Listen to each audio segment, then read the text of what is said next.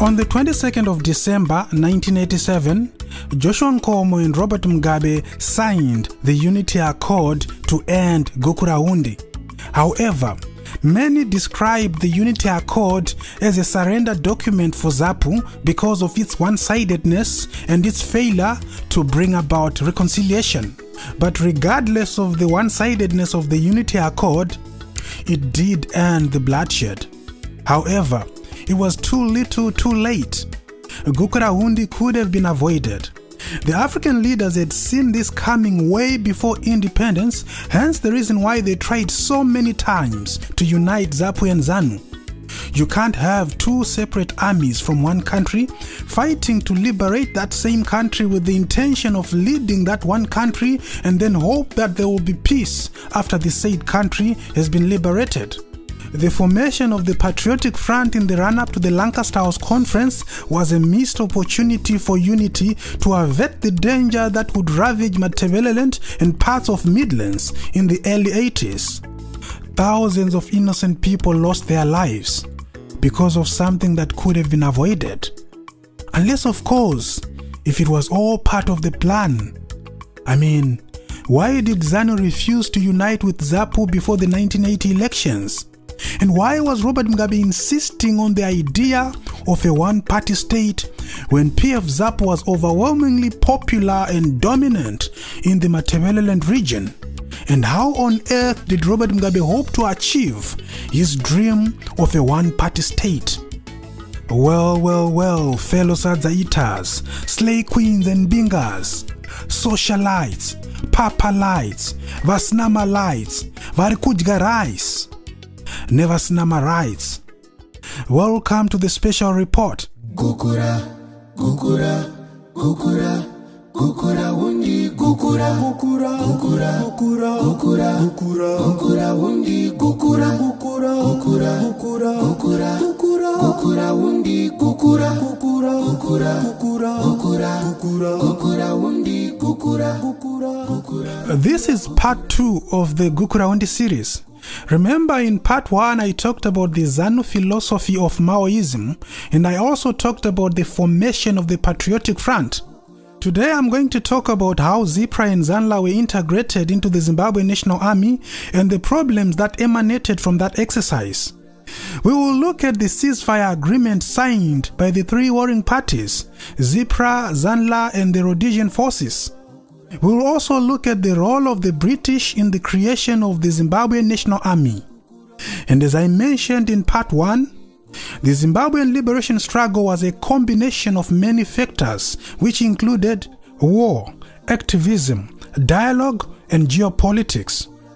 Speaking of geopolitical factors, in August 1979, 8 months before the independence of Zimbabwe, 39 countries gathered in Lusaka, Zambia to attend the Commonwealth Heads of Government Summit chaired by President Kaunda. Rhodesia was on the agenda in this summit.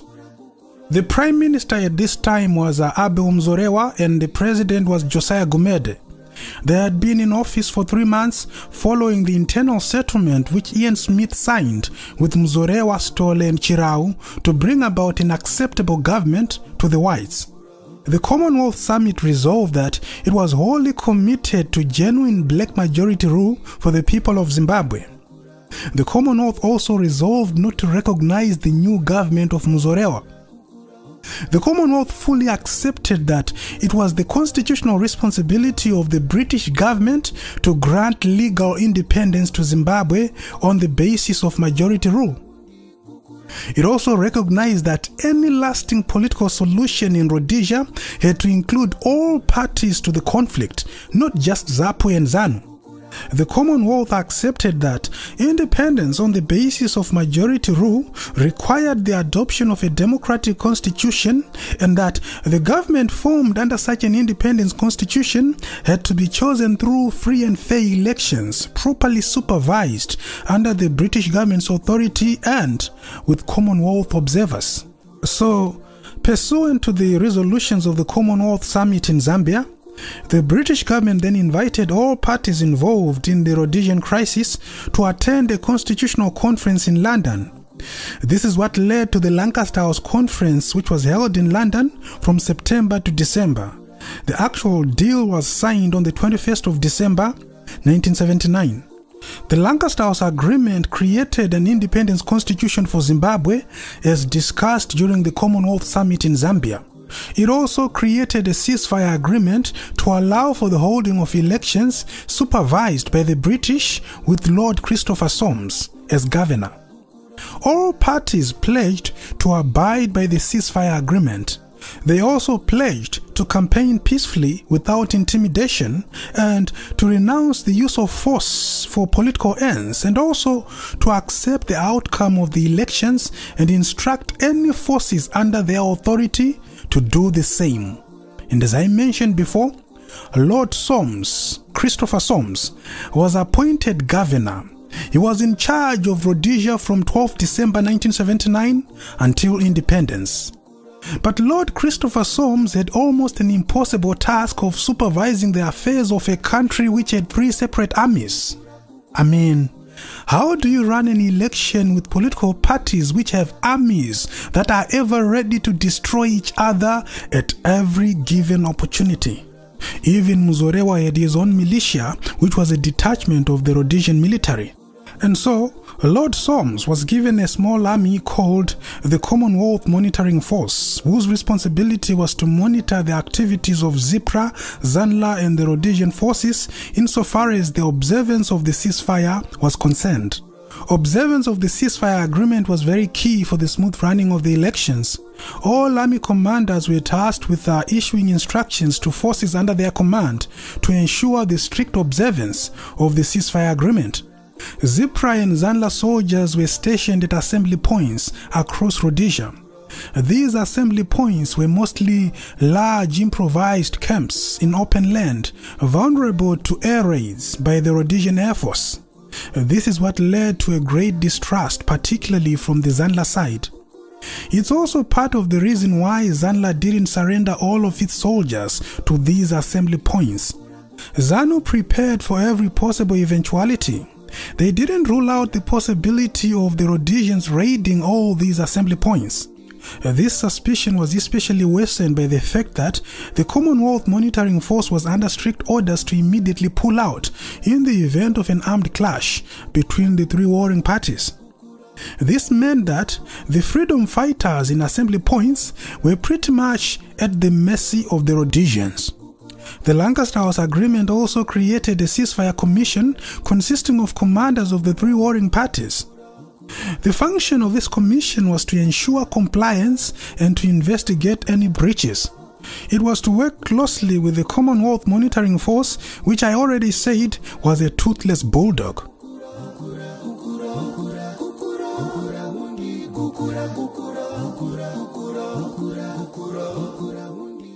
Solomon Mujuru and Lookout Masugu arrived in Rhodesia on the 26th of December 1979. Masugu and his ZIPRA delegation were the first to arrive at 10:30 a.m. Solomon Mujuru and the ZANLA delegation arrived later that day at 7 p.m. In a show of unity, Masugu was present at the Salisbury airport when Mujuru and the ZANLA delegation arrived. Lookout Masugu and Solomon Mujuru held hands as they walked in the full glare of the media and thousands of supporters who had come to the airport to welcome the Patriotic Front. If only Lookout Masugu had known that he would soon die at the hand of ZANLA a few years later. So the elections finally happened in April 1980. ZANU-PF won 57 seats. PF-ZAPU won 20 seats. The Whites had 20 seats reserved for them as part of the Lancaster House Agreement. All the 20 seats reserved for white people were won by the Rhodesian Front. Mzorewa's UANC party only got 3 seats. ZANU-PF, through the work of its guerrillas who didn't report to the assembly points, had cells all over Zimbabwe except in the Matabeleland region, which was ZAPU territory. ZANLA had thousands of guerrillas who didn't report to the assembly points. In an interview, Edson Zobo admitted that indeed ZANU deployed its guerrillas in rural communities to make sure that everything went according to plan. Dumiso Dabengwa, who was part of the ceasefire commission, said that these Zanla guerrillas were deployed by ZANU created no-go areas in rural communities where only ZANU-PF was allowed to campaign. Furthermore, Robert Mugabe actually said that the presence of Zanla guerrillas in rural communities was justified in circumstances where they were defending the population. To quote his actual words, he said, "The masses have got to be pressurized to take a certain position. It's in their interest." But of course, this was all in breach of the ceasefire agreement. ZANU and the UANC of Muzorewa were caught up in a vicious fight on the campaign trail. This was because Muzorewa also had his own militia, which breached the ceasefire agreement. The 1980 election was one of the bloodiest this country has ever had. In one incident, a bus transporting UANC supporters between Mutare and Salisbury was attacked by suspected Zanla guerrillas, resulting in a dozen deaths. ZANU denied this accusation. Robert Mugabe himself survived 2 assassination attempts, and his Treasurer General, Enos Nkala, was barred from campaigning by Lord Soames. This because of hate speech. It was a pretty intense election, and in the end, Lord Soames actually said that he had to intervene on certain issues and turn a blind eye on other issues. He said, "This is Africa, ladies and gentlemen. It is what it is." Joshua Nkomo's reaction to ZAPU's electoral defeat was that of shock. Some members of ZAPU actually believed that the British government had rigged the election in favor of ZANU-PF, and this belief was based on the narrative that Britain did not want a Soviet Union-backed government to rule Zimbabwe. Remember, ZIPRA was trained by the Soviet Union, and this was during the days of the Cold War. America and her allies were trying to stop the spread of communism in Africa. However, people often underplay the popularity of ZANU-PF in 1980. It's very easy to use the 1980 violence to discredit or overlook the fact that ZANU-PF actually had massive support in the Shona-dominated areas, whether by hook or crook. Remember, in part 1, I talked about the ZANU-Zanla philosophy of Maoism. ZAPU-ZIPRA was trained mainly as a conventional army, and so its strategy mainly favored conventional warfare. On the other hand, ZANU's Maoist ideology meant that Zanla soldiers had to work with the people like fish in the sea. The Zanla strategy was based on the politicization of the masses by persuasion and force, and this is how ZANU-PF emerged strong in 1980. By the time we got to the 1980 elections, ZANU-PF already had grassroots structures in rural communities. This was a function of the Chimbwidos and Mujibas, who facilitated not only information and food, but also liaised with the ZANU-PF political commissars in providing political education to the masses. So, regardless of the violence committed by the Zanla forces, people actually voted on tribal lines, nationally. ZAPU swept through Matabeleland and parts of Midlands, and ZANU took the rest of the country, with the exception of the 3 seats won by the UANC and the 20 seats reserved for the whites. Now, remember that at independence, Zimbabwe was using the Lancaster House Constitution, which created the office of President, who was the head of state, and the office of Prime Minister, who was the head of government. So, Kenan Banana became president and Robert Mugabe became prime minister. Why? Because Zimbabwe was a parliamentary republic. You see, in a parliamentary republic, and I've explained this many times, the political leader of a country is not directly elected by the people. In a parliamentary republic, whichever party has more seats in parliament becomes the ruling party. Parliament is the one that then elects a prime minister or a president. So in 1980, Robert Mugabe became prime minister because he cannot be head of state, but the president can. So Kenan Banana was appointed president. Only a head of state can perform, like signing bills into law. A prime minister can't do that because, remember we said, a prime minister can state. And so, after he got sworn in as prime minister, Robert Mugabe announced a 35-member cabinet which included 2 white Rhodesians, Dennis Norman as Minister of Agriculture and David Smith as Minister of Industry and Commerce. Zapu was given 4 ministries and Joshua Nkomo became Minister of Home. Actually offered the post of president, but he declined. Instead, the post of president was then given to Kenan Banana. Prime Minister Robert Mugabe was also Minister of Defense, a practice in security forces commanded by Peter Walls, in of the 3 armies. And so, the man who had Zimbabwe Defense Forces, and I can assure you, the British wanted the newly independent state of Zimbabwe to, you see, Britain had decades of experience in integrating and training its former colonies. For Britain, this wasn't just about setting up. Represented ZANLA in the Joint High Command, and ZIPRA was represented by Lookout Masuku and Dumiso Dabengwa. The Joint High Command worked in consultation with the BMAT commanders, Patrick Palmer and Rupert Smith. Gross indiscipline at the ZANLA assembly points became a major concern.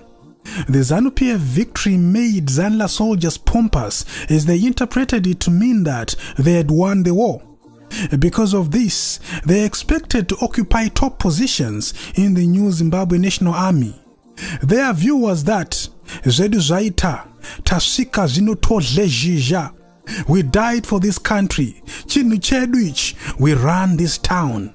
And so, in the midst of the euphoria, some ZANLA soldiers came and went as they pleased from the assembly points and committed illegal activities in communities. Throughout the ceasefire and integration process, it was clear that ZIPRA was better trained compared to ZANLA. The BMAT instructors observed that ZIPRA was somewhat similar to the Rhodesian army in terms of discipline. So, in ZIPRA, there was instant obedience and intelligent implementation of orders, as opposed to ZANLA, whose soldiers generally lacked in discipline, partly because they believed that the ZANU-PF electoral victory made them superior to ZIPRA and the Rhodesian army. It's also worth noting that ZANLA was actually bigger in size compared to ZIPRA and had had more guerrilla incursions into Rhodesia compared to ZIPRA. So that is also another factor that made ZANLA believe that it was more superior, even before independence. But when the integration process started, the BMAT instructors observed that ZIPRA was better trained compared to ZANLA. The very fact that Solomon Mujuru and Thomas Nari quickly rose through the ranks of ZANLA to become commanders when they defected from ZIPRA to ZANLA in 1971 tells you that ZIPRA was better trained compared to ZANLA. Of course, this doesn't mean that ZANLA didn't have highly trained personnel, but overall speaking, ZIPRA was better trained. This was evidenced by what happened when it came to the creation of battalion formations. What happened is that they first decided to train those who would become commanders of the integrated battalions. And every time this training happened, all the people who occupied the top ranks in those integrated battalions were ZIPRA. This was because ZIPRA had already trained regular battalions as part of its training by Soviet instructors. ZIPRA was already familiar with what it means to be a battalion. ZANLA had not done that, although they had people who had received extensive military training, particularly in China, where they learned their philosophy of Maoism, which I explained in part 1. And by the way, if you haven't watched part 1 of this Gukuraundi series, I highly recommend that you do, because this video is a continuation of part 1. Anyway, as I was saying, Yes, ZANLA did have highly trained commanders, but what actually happened was that most of its better trained commanders did not report to the assembly points. They were instead deployed to rural communities to campaign for ZANU-PF in the run-up to the 1980 elections. Some actually remained outside Rhodesia as a backup force in case the Rhodesians misbehaved. Like I said before, ZANU prepared for every possible eventuality. Unfortunately, ZIPRA was too trusting and too loyal to the letter and spirit of the ceasefire agreement. Anyway, when it came to the creation of the 3rd and 4th Battalion, it was then decided to make the process more inclusive. If one battalion was commanded by ZIPRA, then the next had to be commanded by ZANLA. This became a standard for a while. However, the result of this was that senior and well-trained ZIPRA commanders were now subjected to being commanded by junior ZANLA commanders, most of whom had received little military training. And so, when it came to giving orders in the camps, the ZIPRA commanders found it an insult to follow orders given by the junior ZANLA commanders, most of whom hardly had any experience in commanding a detachment of a regular army. Furthermore, in August 1980, General Peter Halls was fired for criticizing government in a foreign platform.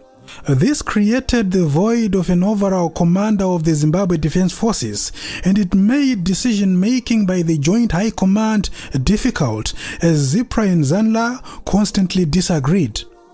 Robert Mugabe then appointed Emmerson Mnangagwa to become head of the Joint High Command. This meant that, in practice, Zimbabwe now had a civilian commander of the Zimbabwe Defense Forces in Emmerson Mnangagwa. The decision to appoint a ZANU-PF cabinet minister to chair the Joint High Command was done in order to influence its decisions in favor of ZANU-PF. This angered ZIPRA commanders and indeed the rank and file. In August 1981, Robert Mugabe dissolved the Joint High Command and created a new command structure in which Sandy McLean was promoted to CDF, Commander Defense Forces, the post previously held by General Peter Halls. Solomon Mujuru was appointed Commander of the Zimbabwe National Army, deputized by the ZIPRA commander, Lookout Masuku. This meant that, for the 3rd time in 4 years, ZIPRA was made subservient to ZANLA. The first time was during the formation of ZIPA in 1976, which was commanded by Solomon Mujuru, with Alfred Nikita Mangena of ZIPRA being second in command as Commissar. The second time was during the Lancaster House Conference in London, where Josiah Magamatongogara of ZANLA was the overall military commander of the Patriotic Front. And now again in independent Zimbabwe, Solomon Mujuru was now the commander of the National Army with a ZIPRA commander under his authority. The whole world was busy praising Robert Mugabe for his policy of reconciliation, oblivious of the danger that was looming within the Zimbabwe National Army. Tensions, squabbles, and long-standing wartime vendettas ensued within the Zimbabwe National Army. On one side, you had the ZANLA soldiers who interpreted ZANU's electoral victory to mean that they had won the war. On the other side, you had the ZIPRA soldiers who felt that ZAPU had been cheated by the British. The pomposity of some of the ZANLA soldiers didn't help the situation either. ZIPRA got increasingly frustrated, and as if to rub salt onto the wound, Robert Mugabe demoted Joshua Nkomo in January 1981. He removed him from the powerful position of Home Affairs Minister and offered him the less powerful Ministry of Public Service. Nkomo was furious, insisting that he should have been consulted. Remember, ZIPRA and ZANLA were not ordinary soldiers. They were political soldiers, so any political action was of interest to them, not least the demotion of their political leader in the case of ZIPRA. This added to the already existing tensions within the army. For Zipra soldiers, it seemed as if they were being sidelined politically and militarily. On a few occasions, tensions within the army erupted into full-scale battle, just like what happened in 1976 during the Zipra days. And so, a number of Zipra commanders got frustrated to the point of leaving the army altogether. Some joined Umkhonto we Sizwe, which was the military wing of the ANC in South Africa. And some took up arms and went into the bush. They became dissidents. This was the beginning of disaster. And so, in part 3 of this Gukurahundi series, I will talk about the activities of the dissidents and how ZANU-PF responded, the issue of the arms caches and the formation of the 5th Brigade. We will also look at the arrest, detention and death of the Zipra commander, Lookout Masuku. And as always, thank you so much for watching. And if you enjoy the content, please like and share.